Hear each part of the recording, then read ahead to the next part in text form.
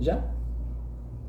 Esse é o primeiro vídeo do canal e eu queria começar falando sobre algo que eu realmente vivo no meu dia a dia. Meu nome é Caio Vinícius, eu sou sanitarista formado pelo Instituto de Saúde Coletiva da UFMT e atualmente mestrando e graduando em Educação Física pela UFMT.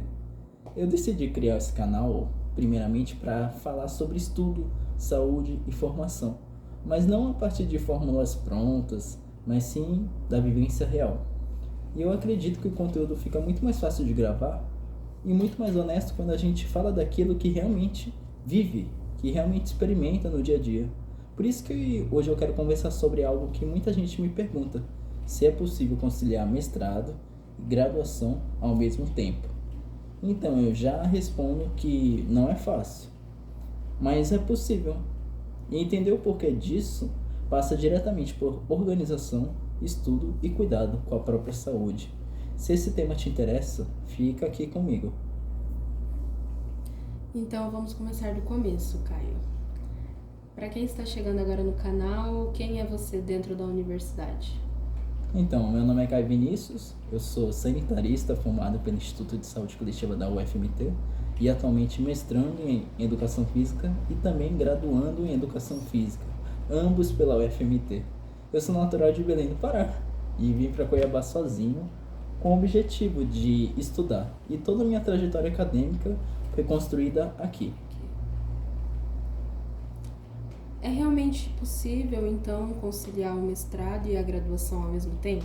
É possível, mas é importante ser muito honesto, não é nada fácil. Porque não é algo que acontece sem planejamento, sem organização e sem entender o próprio contexto, a importância de tudo isso. Certo. E como foi que você conseguiu fazer o mestrado e a graduação na mesma universidade e ao mesmo tempo? Então, existe um caminho formal.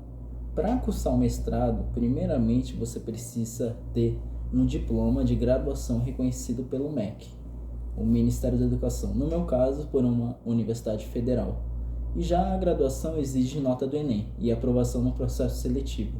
No meu caso, eu fui aprovado no processo seletivo de vagas remanescentes, que é um processo que acontece dentro da própria Universidade Federal, onde são liberadas vagas para alunos que já possuem um diploma de nível superior, facilitando de não necessitar fazer o Enem novamente e já reutilizar a nota de Enems anteriores.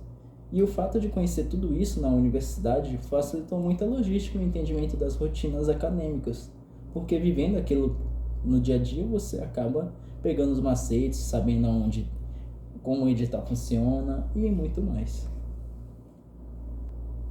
E como dito, eu já tinha um diploma de nível superior, que era justamente da saúde coletiva, aonde eu colei grau em junho de 2025 e coincidiu com a data do mestrado abrir vagas. Nisso, submeti meu projeto de pesquisa ao mestrado e foi aprovado após o processo seletivo. E acabou que eu me interessei pela educação física justamente pelo meu tema do TCC, que era sobre atividade física como promoção de saúde mental na atenção básica, que unia três áreas: educação física, saúde coletiva e psicologia, de uma forma interdisciplinar. Além disso, o fato de ser da área da saúde facilitou nesse conhecimento interdisciplinar. Então, através desse diploma que eu consegui a minha aprovação no mestrado e a nota para graduação, onde eu fui aprovado em primeiro lugar na educação física, foi de Enems anteriores. Certo. E como você conciliou os horários no seu dia a dia e ao longo da semana cursando a graduação e o mestrado?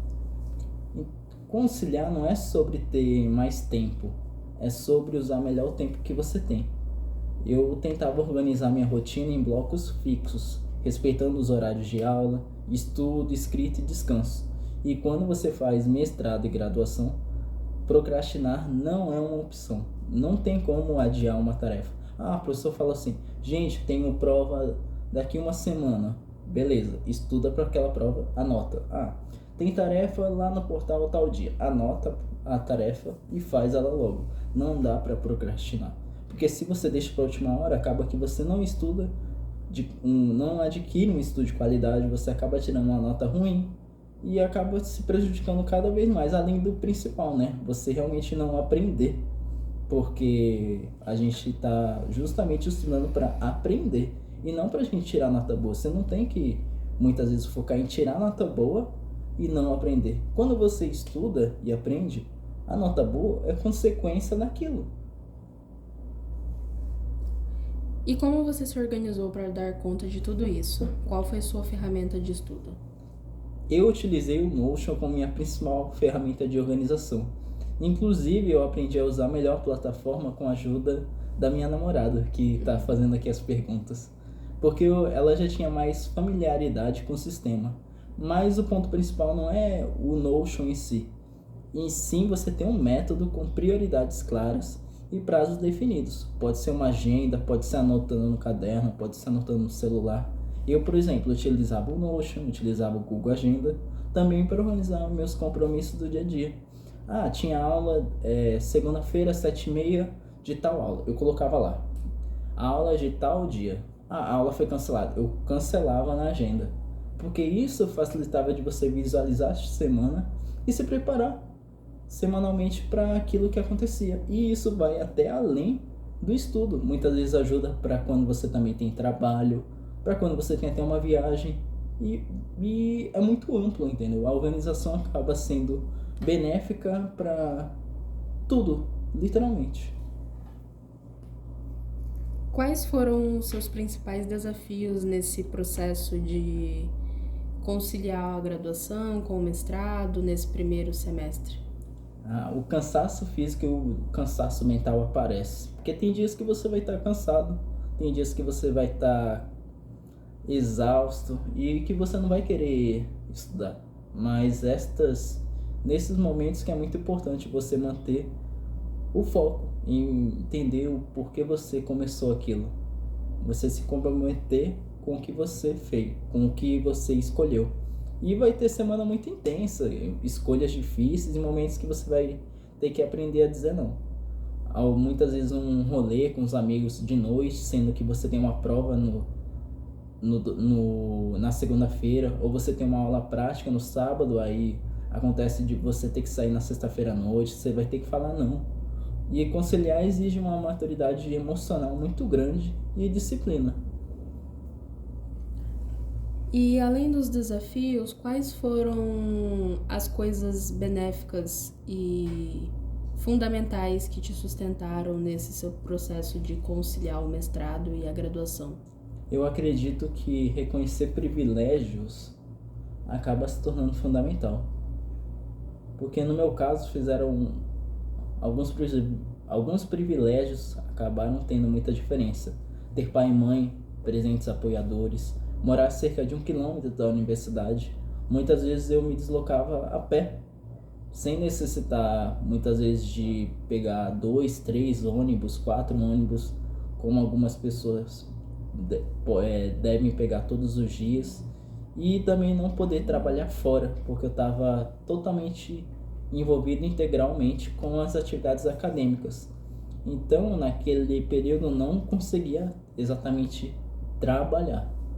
Mas reconhecer isso não diminui o esforço, e sim ajuda a entender o contexto, a saber que aquilo é temporário. E você deve focar ainda mais, já que você está com aquele privilégio de você poder estar estudando. Porque muitas pessoas, infelizmente, não possuem esse privilégio. E quais foram os resultados que você alcançou se propondo a cumprir esse desafio? Em 2025, eu registrei aproximadamente 1.000 horas de estudo, além de ter sido aprovado em 5 disciplinas do Programa de Pós-Graduação em Educação Física no mestrado. Eu submeti também o meu projeto de pesquisa, a futura dissertação de mestrado, ao Comitê de Ética, porque a minha pesquisa envolve seres humanos. E a liberação do Comitê de Ética para a pesquisa ser aprovada, ela é essencial. Sem isso, a pesquisa não avança.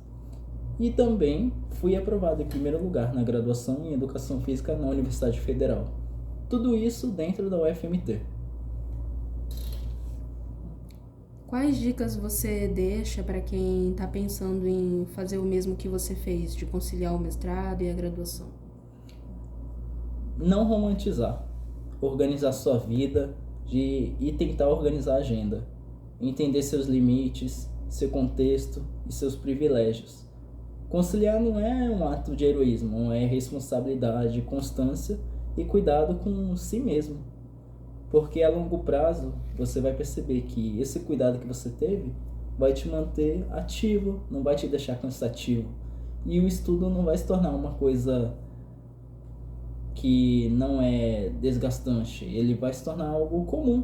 Tão comum quanto, por exemplo, você acordar e arrumar o lençol na hora de acordar. Então eu finalizo aqui o vídeo, agradeço. Esse foi o primeiro vídeo que gravo. Deixe like se você gostou, espero que tenha ajudado. Se quiser, eu também posso futuramente fazer um aprofundamento sobre outros temas e tirar mais dúvidas sobre esse tema também. Nas minhas redes sociais são Caio de Belém, Caio de Belém mesmo, tipo, em todas as redes sociais, em referência à minha cidade, Belém do Pará, a região metropolitana de Belém do Pará. E obrigado.